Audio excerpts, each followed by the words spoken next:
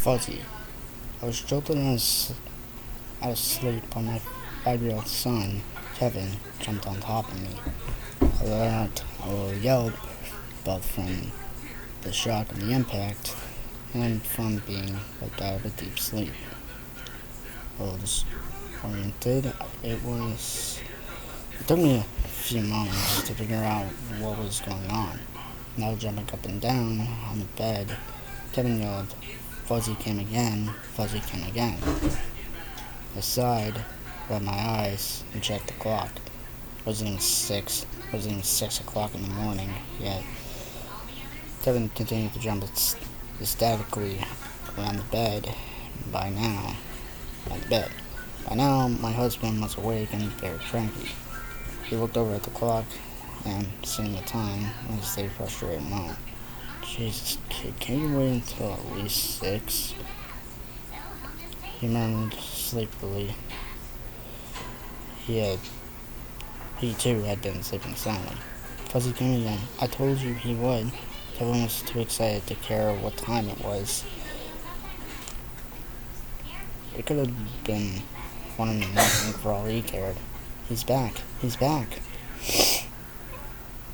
Fuzzy, as he called him, was what we assumed was Kevin's imaginary friend.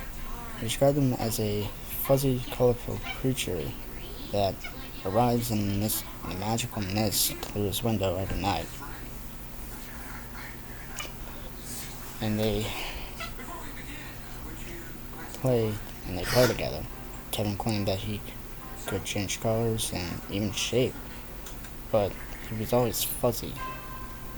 My husband and I both dismissed this as an imaginary friend phase, as we lived in a somewhat rural area outside of a minor city, and there was no one around to play with. Every morning, he would tell us what he did with Fuzzy last night.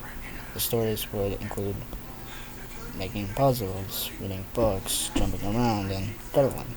The one thing that was weird, though, was the fact that Kevin had, at first, told us that Fuzzy didn't want us to know about his nightly visits. A bit put off at first, I assumed this regarded this as merely a child's need to feel special because he had a secret. Sometimes I felt the need to check on Kevin that night, just to make sure everything was alright. The main reason I didn't was because Kevin was a very light sleeper, in contrast to me and my husband, who were very heavy sleepers, and I didn't want to run the risk of waking him up. John had stopped talking about Fuzzy a couple months back, so we just assumed that he had run out of it. I didn't see anything wrong with him bringing Fuzzy back. I was happy as long as he was happy. I was a housewife. My husband worked in the city and was gone pretty much all day. So I cared for Kevin as he wasn't in school yet. It did get rather annoying after a while, constantly being bombarded with stories of Fuzzy all day. I smiled at Kevin's enthusiasm, but deep down I felt a sense of dread welling up to the idea of Fuzzy returning.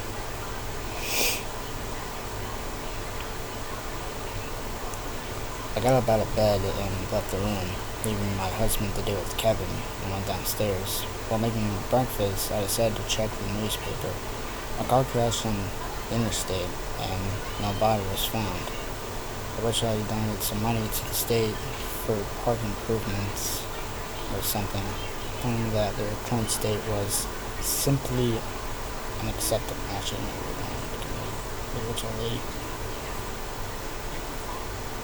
claiming that the current state was simply unacceptable. Simply unacceptable. There was a short editorial on why kids aren't doing poorly in school and parenting suggestions on the topic. An old man accused of pedophilia, using hallucinogenics, and other drugs to lure children, arrested 3 months ago. Was released from jail as there was not enough incriminating evidence. Let's see where this is going. There's some sports stuff too, but I didn't bother checking that as I was never really into sports. Later that day, I was in Kevin's room cleaning up. It smelled funny in his room. In fact, the last time I remembered it smelling this way was the last time Kevin was talking about Fuzzy.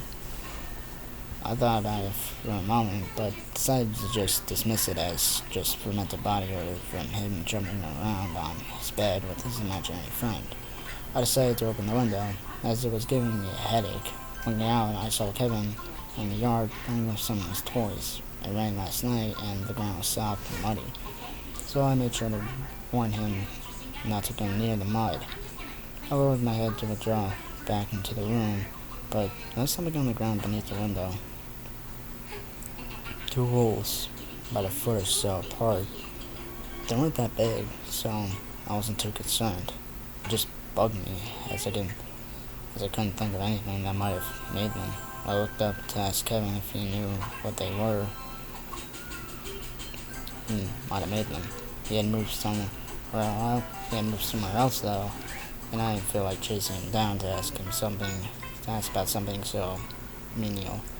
The next day I was wiping down a window in the dining room, which lied directly below Kevin's room. The 2 holes caught my eye again. However, this time they were even bigger than before. At dinner, I decided to ask Kevin if he had been digging in the backyard. He said no. So I figured it must have been animals or something. That evening, something else occurred to me. I found Kevin in the living room. "Hey, Kevin," I asked. "Why does Fuzzy only come at night? You seem bored lately, and you never play with him during daytime." He simply shrugged. "I don't know," he replied. He just doesn't. This is when things started to feel a bit off.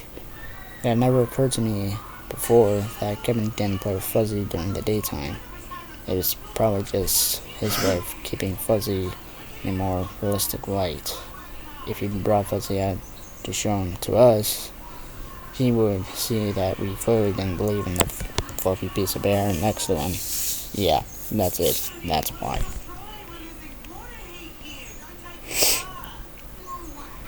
Nothing much else. Nothing much happened for the next week or so. My husband and I went to bed at 10 o'clock sharp, and as usual, we let Kevin stay up later if he wanted to, so he could play with his imaginary friend. We didn't mind the noise he made. In fact, if we were asleep, we didn't hear it at all. Hell, a train couldn't wake us up once we had deep sleep. Every night, Kenny would say something different about Fuzzy. One night, he apparently brought a cookie, which I strongly suspect he stole from the cookie jar.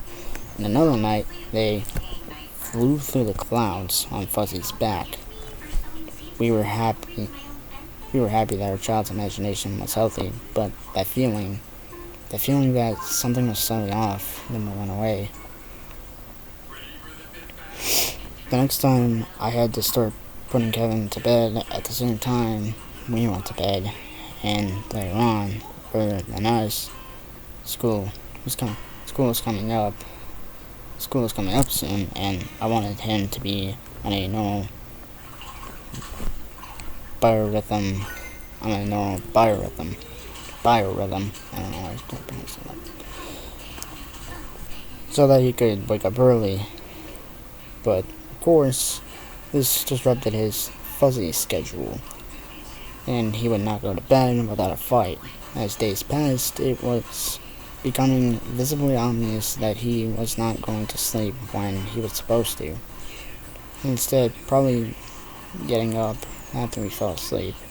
Dark circles under his eyes formed.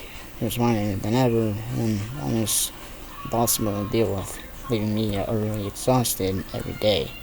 Needless to say, I had no trouble falling asleep that week.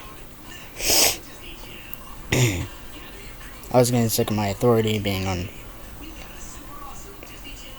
undermined. I decided to stay up late one night in order to catch him in the act. I went to bed as normal, got up and moved to a chair, and after about a 30-minute period of sitting there, I began to doze off. I decided I would need some help on this stakeout. I crept downstairs to make a quick batch of coffee. Thus, the feeling that something was wrong never relieved itself. It felt like my mother's instinct was going off, but I didn't know why. I stood in the kitchen, sipping my coffee for what seemed to be ages, frequently glancing at the clock to help. I spent most of the time reading the newspaper, and every time I began to doze off, I got more coffee. Accustomed to utter silence, I jumped a little when I heard a little thump coming from upstairs.